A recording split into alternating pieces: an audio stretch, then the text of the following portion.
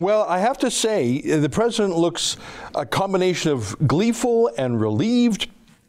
And, you know, frankly, it feels like he won the election again. That's how it feels. Yeah. That's how it feels to me up here in Canada. Tell me the mood down there in America. And Breitbart, of course, was one of the early believers and supporters in Trump.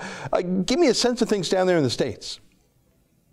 Well, there are, as you might imagine, two reactions. Trump supporters are gleeful, not only because this is the version of reality we always suspected was true, but because it's a total exoneration.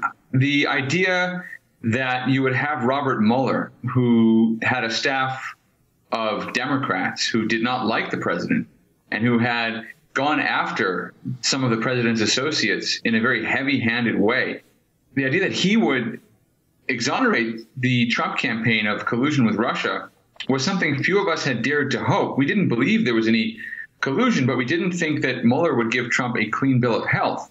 Now, he didn't exonerate the president on the question of obstruction, but that's a much more difficult question.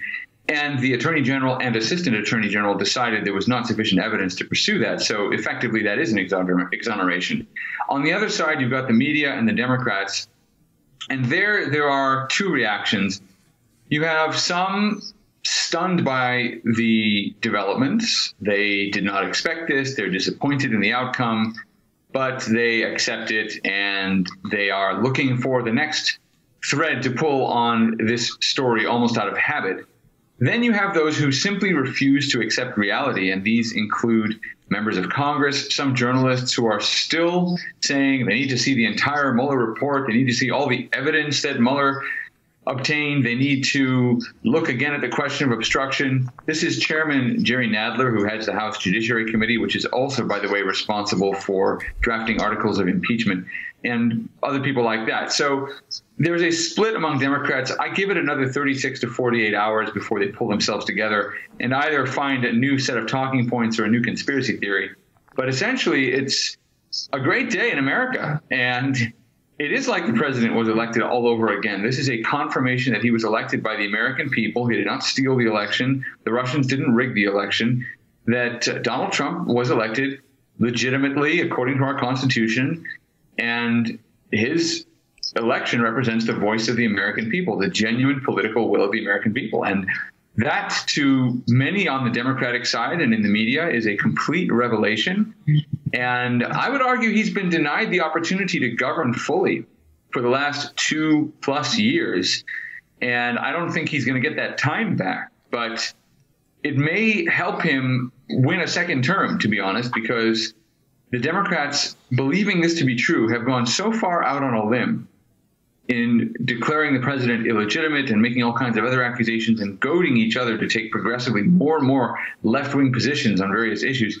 I think they've gone so far out there, it's very hard for the presidential candidates to walk some of these positions back. The smarter ones are going to be the first to do it. But very few of them were standing outside this kind of herd consensus. And it's going to be difficult for them to make a case now that Trump has used the opportunity. If he couldn't govern completely, at least he could seize the middle ground on the issues, which he's done. And the left has taken over the Democratic Party, and that's where most of the presidential candidates on that side now find themselves. So Trump is actually in a very good position right now in 2020. We'll see how things go. And I'm always pessimistic about these things because I think that elections do tend to favor Democrats just by the way they're set up and the way the media work. But for some time, the media are going to be wearing this around their necks. They created this conspiracy theory and treated it like a legitimate news story when there was no evidence whatsoever. That's an excerpt from the Ezra Levant show. Every day, I do a video monologue, and then I interview an interesting guest, and then I end by reading my hate mail. But you've got to subscribe to it, which you can do at therebel.media/shows.